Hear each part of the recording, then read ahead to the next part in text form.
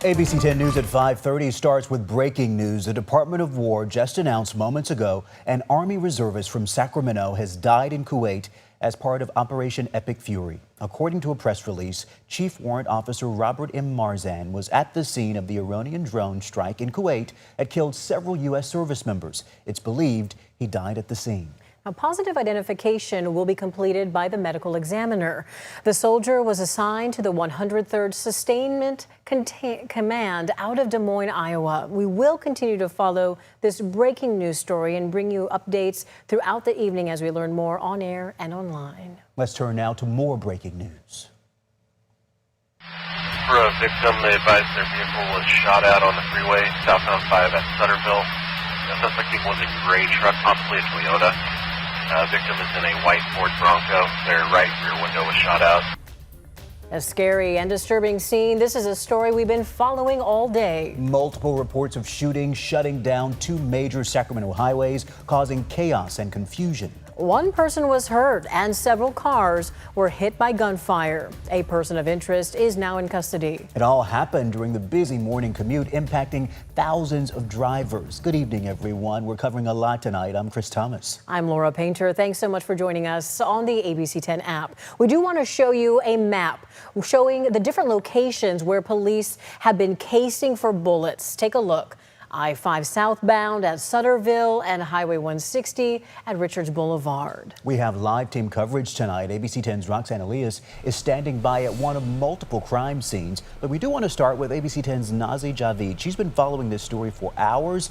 Nazi, bring us up to speed. Tell us where you are and what's the latest on this investigation. Yeah, Chris, Laura, I am in Sacramento next to the River Terrace Apartments. This is at Capitol Park and Mill Creek, and this is just one of the locations impacted in this series of really concerning events that police are still trying to piece together exactly what happened here. But as you mentioned, it left one person shot. Now, we're going to show you some of the footage of the scenes throughout the day because there were multiple locations. Highway Patrol tells me they are investigating multiple reports of shooting incidents that happened early this morning on Sacramento area freeways. It all started around 5:30 in the morning. Officers responded to several reports of vehicles being struck by gunfire at different locations. Very concerning. One male was hit and taken to a local hospital, they say, and another person has been detained for questioning. We don't know the condition of the person who was struck, but one person was indeed shot. Now, we spoke with neighbors as well as the CHP at separate locations, and I asked police a lot of questions about this because it seems right now that we have more questions than answers, truly. But first, just listen to some of the radio traffic from earlier this morning.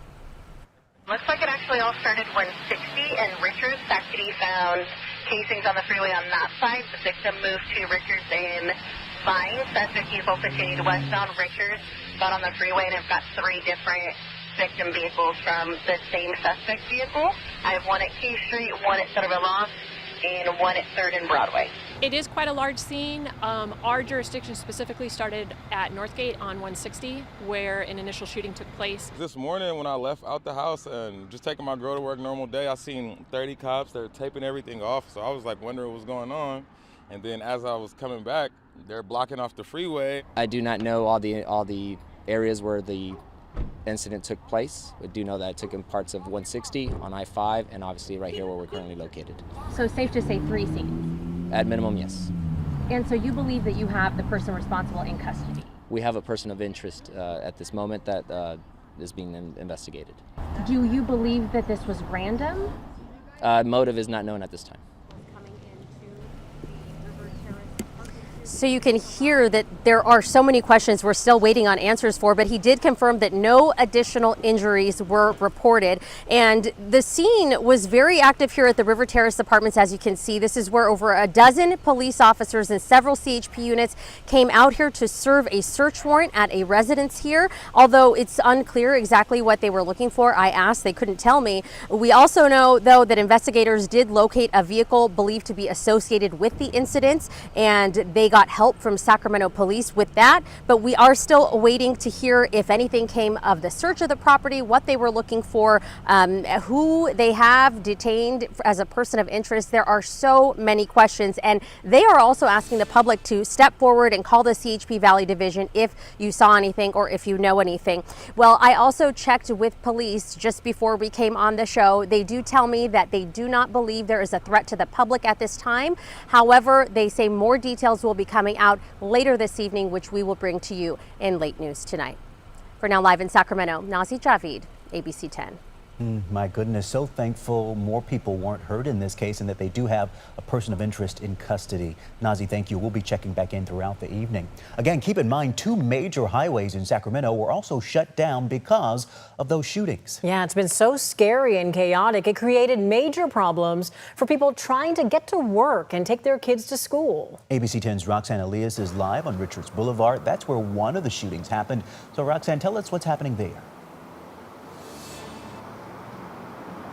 Well, Chris, many people were in shock today as we shared with workers and some of the parents of the students that go here to this school behind me that this was not just a simple traffic shutdown, but instead the aftermath of a person out shooting at others in different locations of the city. Now, earlier today, before noon here, a person in a protective suit could be seen power washing a parking lot outside of the Smythe Academy of Arts and Sciences Middle School off Dos Rios Street. The scene, the aftermath of a shooting in the area around 5:30 this morning. Sacramento police officers responded to it, but the CHP says it's their investigation. And the car was located on Vine and Dos Rios Streets. They say a man was shot and taken to the hospital. The CHP also shut down Highway 160 at Richards Boulevard and I-5 South at Sutterville for about 30 minutes in order for investigators to walk shoulder to shoulder on the freeways to look for bullet casings. A father who opened up Ninja Tire a few weeks ago, which is right up the road, he says he was caught off in traffic while dropping off his daughter at the school.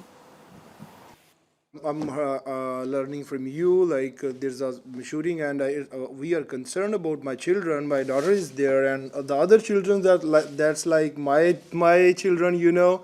Everybody has the children, so it's I'm concerned about it. The father of 3 also says he would have liked the school to notify the parents. That way he may have possibly kept his daughter from going to school today just out of safety concerns. I reached out to the school district and they referred my questions over to Sacramento police. I'm live in Sacramento. Roxanne Elias, ABC 10. Okay, Roxanne, we do understand those parents' concerns. It's something we're going to be following and updating throughout the evening. Roxanne, thank you. Coming up on the ABC 10 streaming app, with the chaos in the Middle East, why all advocates are sounding the alarm here in California. Plus, now might be the right time for you to buy a house. The latest on mortgage rates. Tracking gusty winds ahead in our forecast, how long they stick around.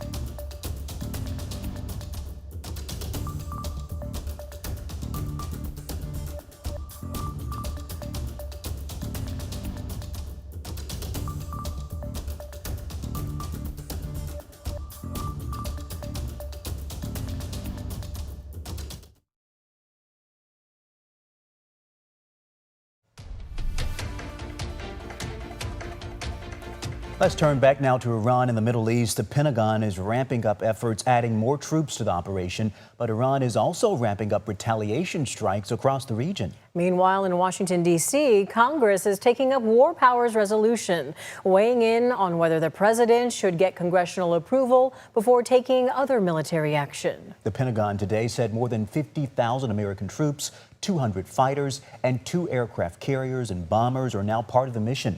In Washington, Democrats and some Republicans have slammed the Trump administration for going around Congress. The Senate today taking up a war powers resolution vote to potentially limit the president's military capabilities unless he goes through Congress first. The measure failed to pass in the Senate. And as tensions continue to increase in the Middle East, there are growing concerns about what it could mean for gas prices, both across the nation and here in California. The region produces more than a quarter of the world's oil supply, and experts say any disruption could impact prices at the pump. ABC10 State Matters political reporter Jenny Ha explains why drivers should be paying close attention.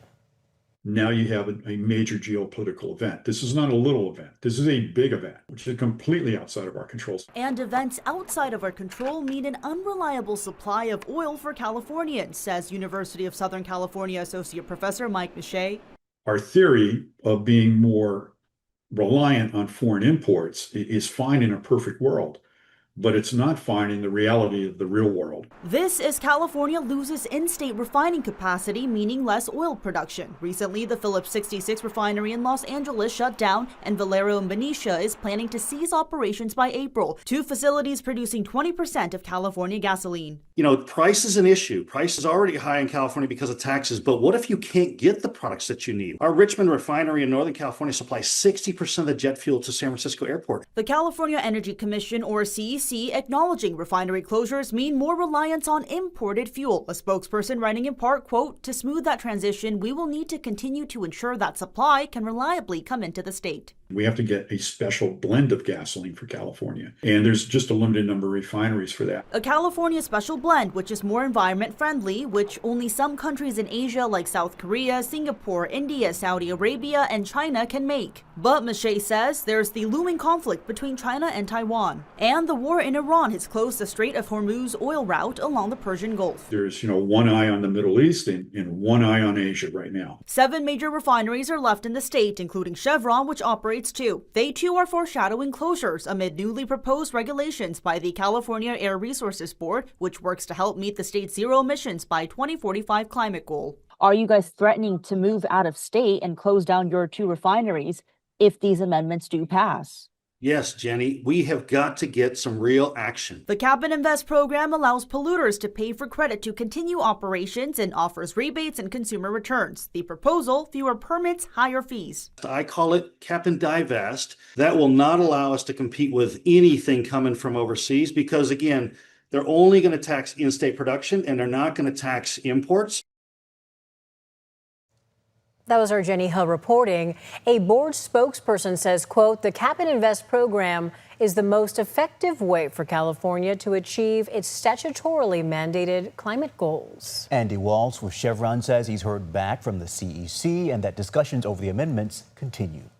Let's talk weather now as we take a live look outside over Sacramento. Oh, such a gorgeous sunset. But again, all of that traffic there in this evening commute. It has been such a beautiful start to the week. Spring-like conditions. But as we bring in Monica, that wind has really been spreading that pollen around, much to the chagrin of allergy sufferers. Always a give and take here. Yes. I know there's also a big concert down at Golden One Yes. tonight, Monica. Peso Pluma. Yes, yes, Look out. yes. So how's the weather looking if people are heading out? Beautiful for Golden One, and as Laura was mentioning, the wind is going to be a problem. Today it was only about 5-10 miles per hour, gusty at Lake Tahoe, but those are going to translate into the valley by the time we head to tomorrow, Friday, and even into the early part of Saturday. Plus, the time change is looming here for the weekend. Still tracking a couple of showers here for the Tahoe Basin and parts of the foothills. These are hit and miss showers, quick movers, not a lot of accumulation, light dusting of snow for the Sierra, and that's about it. Once that weather system, though, bringing those shower starts to settle into the south,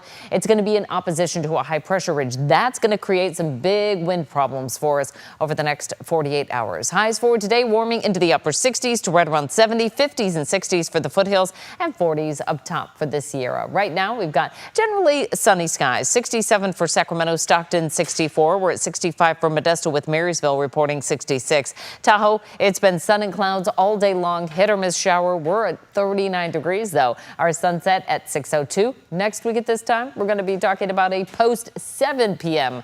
sunset. Hourly weather tonight, we're going to keep it clear and cool. Temperatures falling into the 40s, but winds are going to be the big story for tomorrow afternoon. Again, once this weather system starts to settle into the south, we're going to be in opposition of that high pressure ridge building across the Pacific, and thus the breezy conditions for our Thursday and Friday forecast. We're talking wind gusts upwards of 35 miles per hour, so that's really going to be kicking around all that pollen. It is beautiful outside right now with all the colors popping, but for any seasonal allergy sufferers, this is going to be a problematic time, especially Thursday, Friday into early Saturday morning when we expect the strongest winds. Plus, all that pollen's got to settle, so keep the windows closed. I know it's so gorgeous outside, but if you really suffer from allergies, want to make sure you keep the pollen outside, not inside. Daylight saving time beginning as we head into Sunday morning. Our sunrise is going to be 7:27, sunset 7:06. That's going to be an hour later from what we see on Saturday. Just one of those weekends we got to adjust kind of our head adjustment there. Also, keep in mind that sunset sunrise changes. Your commutes are also going to change for when that sun is blasting you in the eyes. Just be aware of that on Monday. Highs in the 40s tomorrow for the Sierra with 60s down low. We get to the Bay Area, highs in the 60s and 70s, and we'll see that pretty much region-wide all the way through the capital region and the northern San Joaquin Valley. Long-range forecast, it's all about the warming trend once we get past those winds. 70s for highs in the foothills, 50s for the Sierra, and 70s for the coast. We'll see that warmth as well build in the valley for our first full weekend of March. Highs are going to be in the 70s Saturday and Sunday, and we'll see 70s and 80s next week. Sounds good, Monica. Thank you. We want to get back out to breaking news right now. New information just into our newsroom. Take a look at your screen. The Pentagon has identified the remaining 2 of the 6 American troops killed in Kuwait during an Iranian drone strike. One of them is from Sacramento. The Department of War confirms Chief Warrant Officer Robert Marzan, 54 years old, was killed Saturday along with Major Jeffrey O'Brien of Indianola, Iowa. Marzan is believed to be the individual who perished at the scene, the Pentagon said. Positive identification will be completed by a medical examiner on Tuesday. The Pentagon identified the other 4 soldiers killed during that attack. We will continue to follow this breaking news story. Next at 5:30 in tonight's Dollars and Cents, good news for the housing market just as the busy spring home buying season gets underway. How lower mortgage rates could save you money. And later, perhaps the cheesiest contest in the country is happening right now in the Midwest. We're back in just 2 minutes.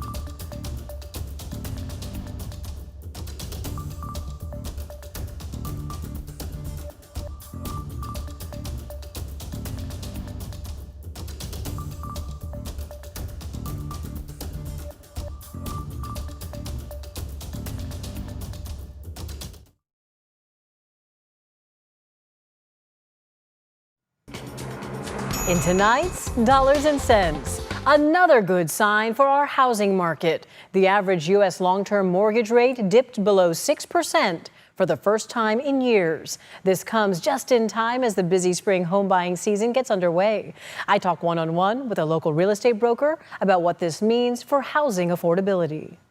Buyers really just need to focus on the payment and their finances and find something that they can afford. On February 26th, mortgage buyer Freddie Mac announced the benchmark 30-year fixed-rate mortgage fell to 5.98%. This latest dip brings it closer to its lowest level since September 2022. I'm not really expecting a huge drop in rates. I think where we're at is a pretty good point. Yeah, they could go down a little bit more, but I'm really not expecting that. I think the market really reacts to what's happening in the economy. With the spring buying season underway, Kevin Otto, broker and owner of Greenhaven Capital, says this lower rate could encourage prospective home buyers to finally take the plunge after years of high borrowing costs and soaring prices. How can viewers and home buyers decide what's a good rate for them? That is a great question. A mortgage rate isn't a one-size-fits-all thing. It's really something that aligns with your budget, your goals, and makes sense for you and your timeline. As we reported in a prior Dollars and Cents, mortgage rates have been trending lower for months.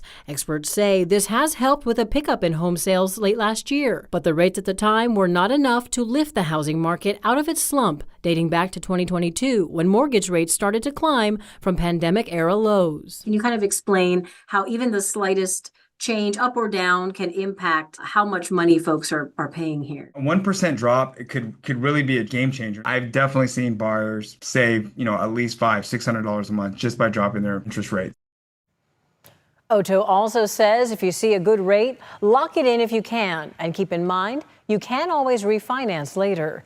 The conversation doesn't end here. Watch all of our Dollars and Cents housing coverage streaming on the free ABC10 app. Email me your money questions at lpainter@abc10.com. Coming up, for cheese lovers, Wisconsin is the place to be. That's because the World Champion Cheese Contest is happening right now. We'll have a look next.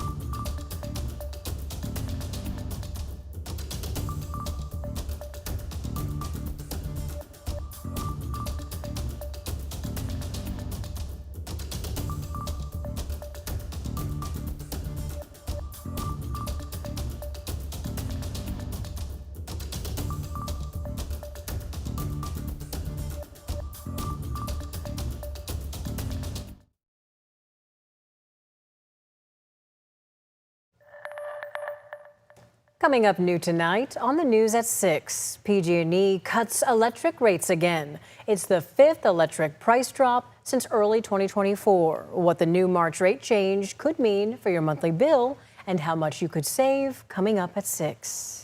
But first, cheese lovers are having the best time in Madison, Wisconsin tonight. The World Championship Cheese Contest, say that 3 times fast, is underway. Dairy producers from around the globe submit their best cheeses for the chance to become world champions. Fans can watch a live stream of the show online, we're told, and it all comes to an end on Thursday. Oh, too soon. I know, right? So many cheeses, so little time. Thanks for joining us. Watch us anytime, any day on the free ABC10 app.